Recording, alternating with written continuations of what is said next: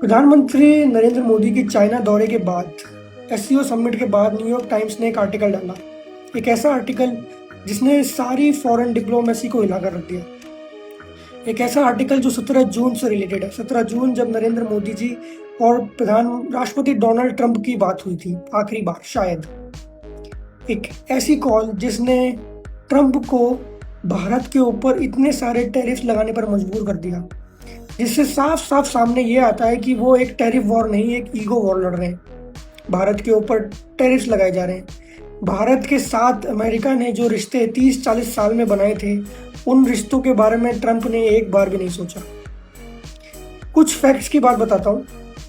उस New York times के article के हिसाब से जब मोदी और ट्रंप की कॉल हुई थी, तब मोदी जी ने उनको साफ साफ कह दिया था कि इंडिया पाकिस्तान की सीज फायर में किसी भी तीसरे देश का कोई मीडिएशन नहीं है।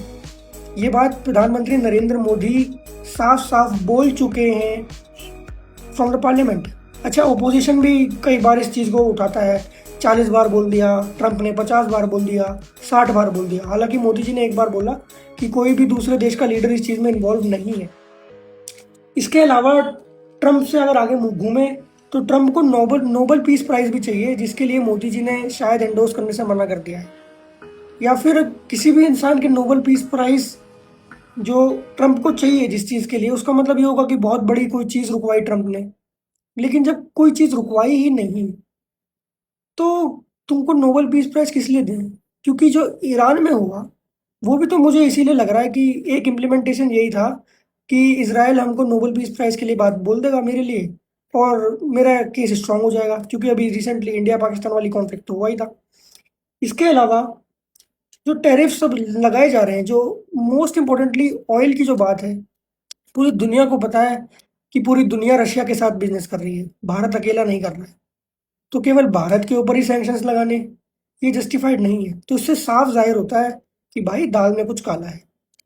इससे साफ जाहिर होता है कि किसी एक 6 फुट के गेंडे की ईगो हर्ट हो गई है, और जिस इंसान को वो हिलाने के चक्कर में लग रहा है, जिस इंसान के ऊपर वो सींग गड़ाए बैठा है, वो एक दीवार है।